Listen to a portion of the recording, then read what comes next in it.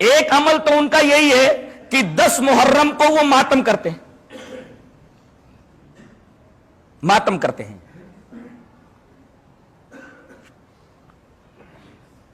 ماتم کب سے شروع ہوا؟ 291 سال کے بعد۔ کس کے 291 سال کے بعد؟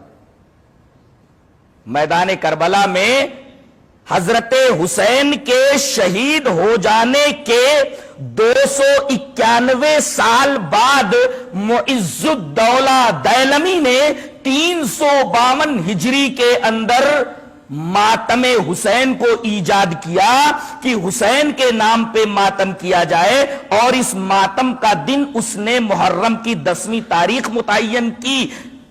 ظاہر ہے کہ کربلا کے واقعے کے 291 سال کے بعد سن 352 ہجری کے اندر معز الدولہ دیلمی جب ماتم حسین کو ایجاد کرتا ہے، اس کا مطلب یہ ہوا کہ اس سے پہلے یہ چیز نہیں تھی اور اس کو یہ دین شمار کرتے ہیں۔ ظاہر ہے کہ یہ بدعت ہوئی اور اس حدیث کے بالکل خلاف۔ وان عائشہ رضی اللہ تعالی عنہا قالت قال رسول اللہ صلی اللہ علیہ وسلم من احدث فی امرنا هذا ما ليس منه فهو رد، رواہ مسلم فی کتاب الاقضیہ۔ جہاں فیصلوں کا بیان ہے امام مسلم، وہاں اس حدیث پاک کو لائے راویہ حضرت عائشہ رضی اللہ تعالی عنہ ہے۔ حضرت عائشہ رضی اللہ تعالی عنہ فرماتی ہے کہ رسول اللہ صلی اللہ علیہ وسلم نے ارشاد فرمایا کہ جو شخص ہمارے اس معاملے میں یعنی دین کے معاملے میں کوئی نئی چیز ایجاد کرے تو وہ چیز مردود ہے اور ایسا آدمی بھی مردود ہے۔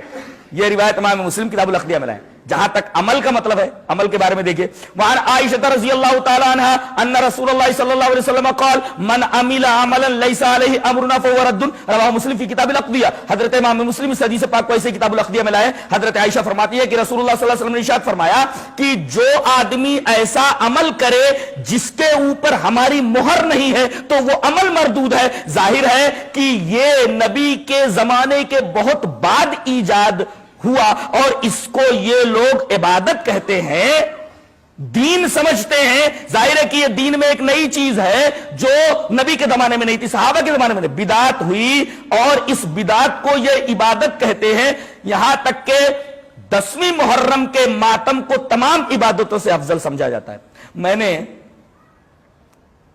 ایک صاحب کو یہ کہتے سنا کہ 2 بھائی تھے، ایک سنی تھا دوسرا بھی سنی تھا مگر شیعیت کی طرف مائل تھا، تو محرم کے دن علم لے کر کے دونوں جا رہے تھے۔ دونوں نے علم کو سنبھال رکھا تھا، پکڑ رکھا تھا، اس لیے کہ علم ذرا بھاری تھا تو دونوں بھائیوں کو سنبھال کر کے لے جانا پڑ رہا تھا۔ اچانک عصر کی اذان ہو گئی تو وہ بھائی جو سنی تھا اس نے کہا کہ تو علم کو پکڑے رہے، میں ذرا نماز پڑھ کر کے آتا ہوں۔ وہ کہتا ہے کہ ارے اس کو چھوڑ کر کے تو نماز پڑھنے جائے گا؟ اتنی بڑی عبادت کو چھوڑ کر کے تو نماز پڑھنے جائے گا؟ اللہ، اس کا مطلب یہ ہوا کہ یہ علم اٹھانا یہ نماز پڑھنے سے بھی اعلیٰ اور افضل کام ہے۔ انہوں نے اس بدعت کو ایک بہت بڑی عبادت کا درجہ دے دیا ہے جو ان دونوں حدیثوں کے تناظر میں بدعت ٹھہرتی۔ اور اس ماتم کے اندر یہ اپنے سینوں کو پیٹتے ہیں، سینہ کوبی کرتے ہیں، اپنے کپڑے پھاڑتے ہیں، گالوں کے اوپر تماچے مارتے ہیں۔ یہ تمام حرکتیں جائز ہیں؟ آئیے یہ حدیث دیکھتے ہیں۔ وعن عبد اللہ رضی اللہ تعالیٰ عنہ قال قال النبی صلی اللہ علیہ وسلم لیس منا من لطم الخدود وشق الجیوب ودعا بدعوى الجاہلیہ، رواہ البخاری فی کتاب الجنائز۔ حضرت امام بخاری سے حدیث پاک سے کتاب الجنائز کے اندر راوی حضرت عبداللہ ابن مسعود ہے۔ حضرت عبداللہ ابن مسعود فرماتے ہیں کہ نبی کریم صلی اللہ علیہ وسلم نے ارشاد فرمایا وہ آدمی ہم میں سے نہیں جو گالوں پر تماچا مارے۔ کچھ عورتیں بھی توبہ کرتے وقت کہتی توبہ توبہ توبہ توبہ، یہ گالوں پر تماچا نہیں مارنا چاہیے۔